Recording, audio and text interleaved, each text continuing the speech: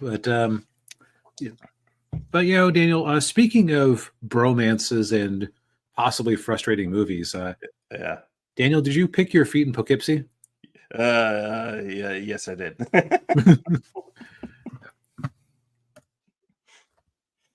Popeye's here. Yep. So we Connection. watched Yeah. The French Connection, a movie right. that. So you know how there are certain movies that you know the name, but you don't know anything else about it. It's just like a movie that you hear people occasionally rattle off on lists of greats or whatnot. Yeah. Yeah. That was The French Connection for me. I honestly had no idea whatsoever what this was about. I assumed there was possibly some scenes in France. But even then, I couldn't be sure. Yeah. Well, you're right. There were a couple scenes in France. Yep. Now, had you seen this one before? I had. I watched it in college, so it had been about 20 years since I'd last seen it. Okay. Yeah. So I mentioned I found this one slightly frustrating, and I think it's because it achieved its goals so perfectly. And that sounds weird to say, but this is not a typical cop movie or drug bust movie of any sort. No, it isn't. It's a product of its time because it came out in 1971 at the height of the Hollywood nihilism that was very rampant at that time in the industry. Yep. And it was also when movie studios were barely hanging on, and so they basically just told filmmakers, go make whatever movie you want, just don't spend a whole lot of money. And a lot of there were a lot of auteur filmmakers that came from that, and one of those was the guy who did this movie, William Friedkin, who also did The Exorcist. Which, boy, that's a connection. Yeah.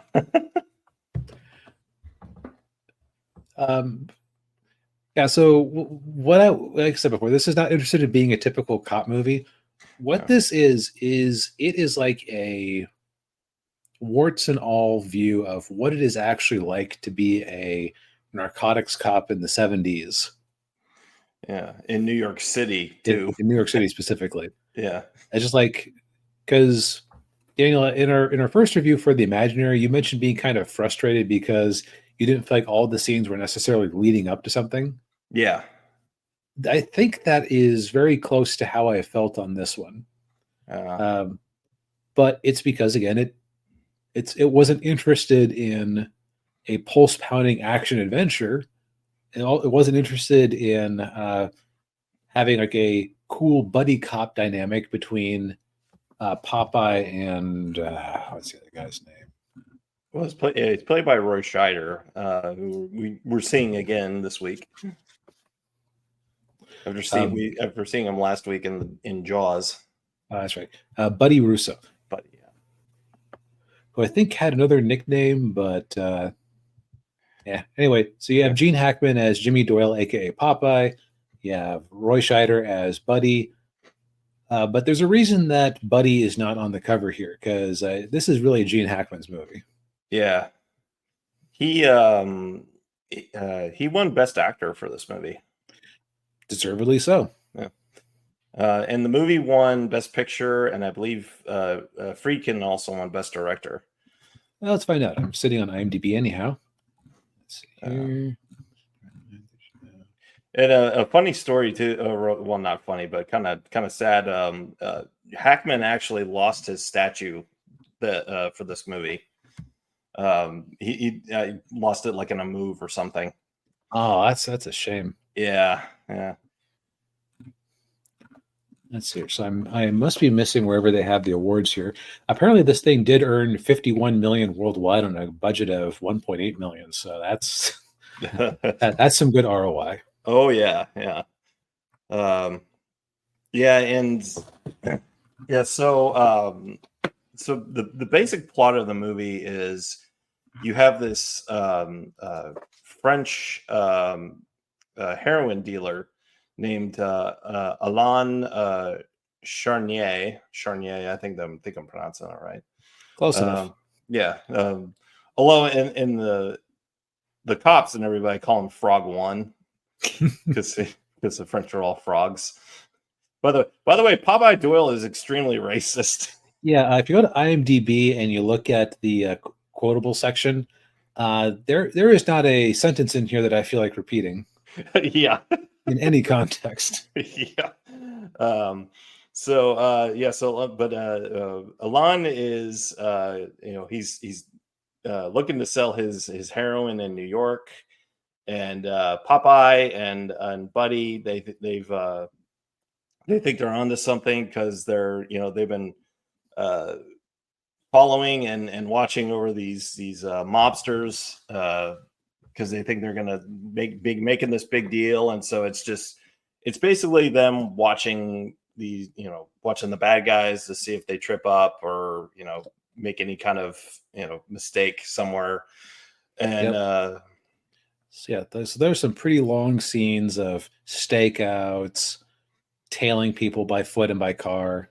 yeah, and when you watch the movie too, it has a documentary feel to it, and that's because the cinematographer on the movie, and I remember Friedkin talking about this on the documentary they did about The Exorcist, that the cinematographer that he worked with was a documentarian, so that's why it has that feel to it.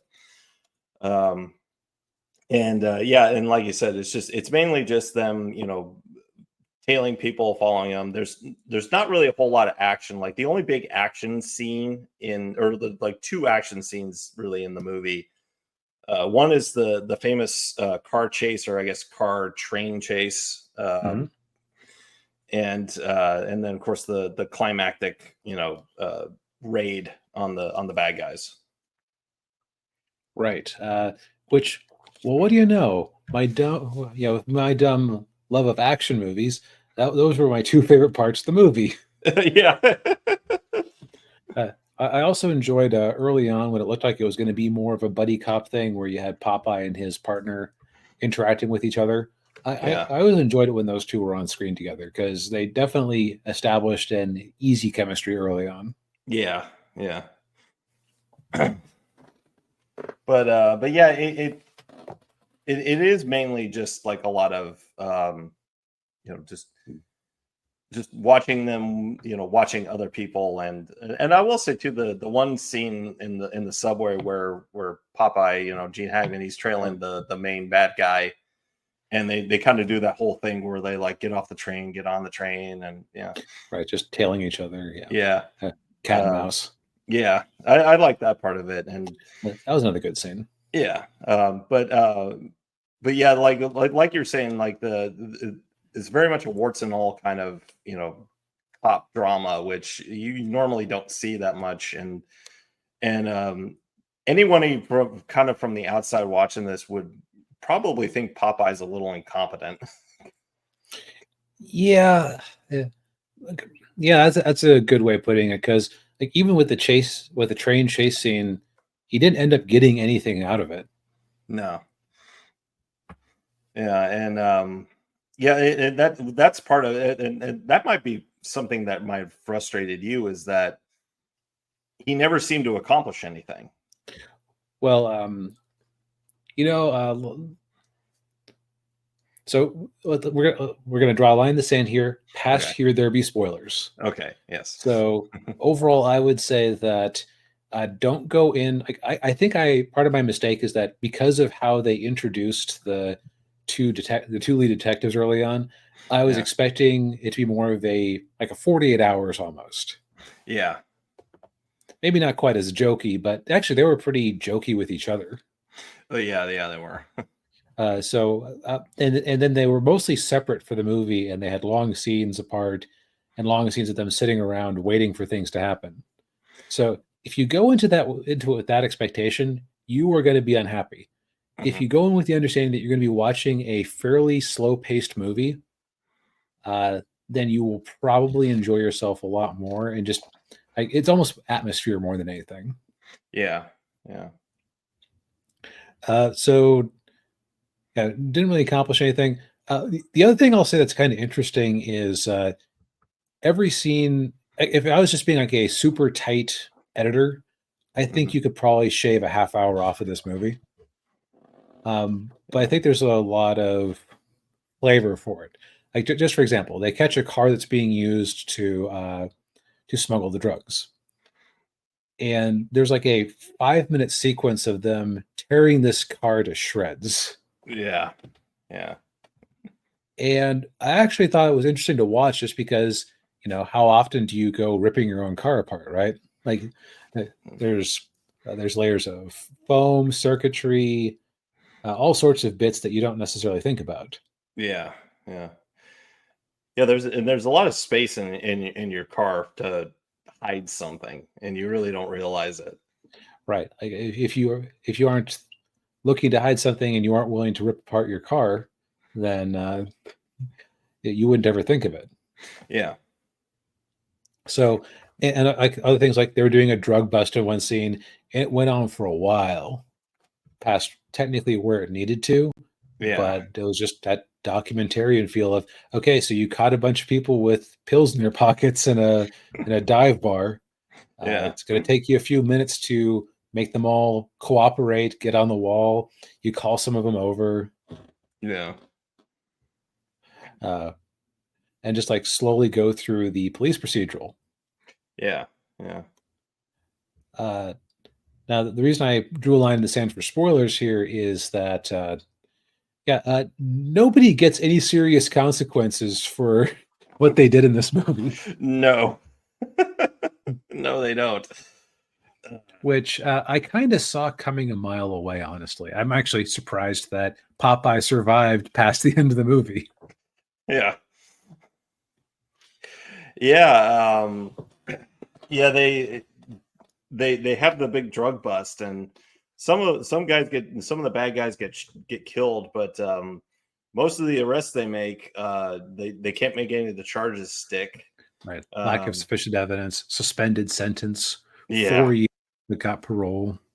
Yeah. Yeah. And then and Popeye, he's trying to chase down the main bad guy through this abandoned building, and then he ends up accidentally shooting an FBI agent that was working with him.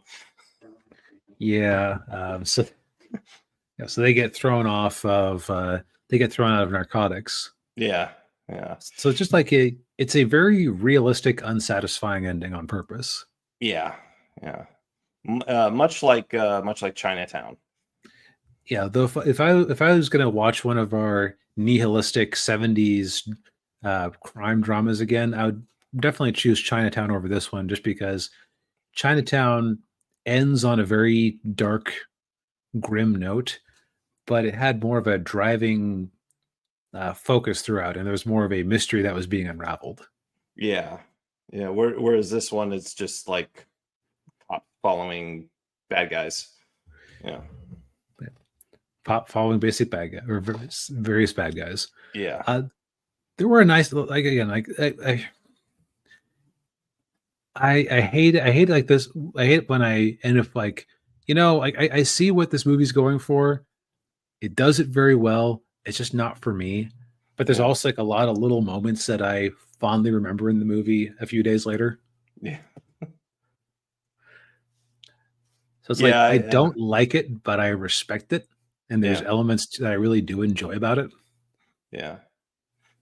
Well, yeah. I mean, I can see why it wouldn't be for you or for a lot of people. I enjoyed it. I thought it was, it's it's definitely a different kind of a sigh of relief from the normal cop movie, cop story, where Right, it's not overly Hollywood.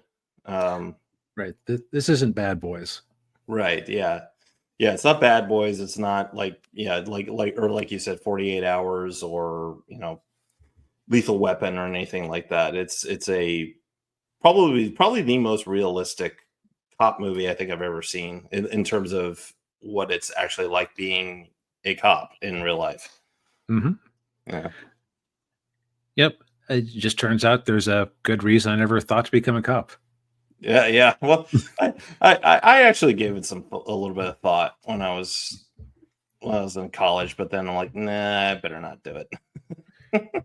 Rather not get shot. Yeah. But it's on Netflix, or not Netflix. It's on Max. So used to it. Yeah, I know. But yeah, I think we've said all we needed to say for tonight.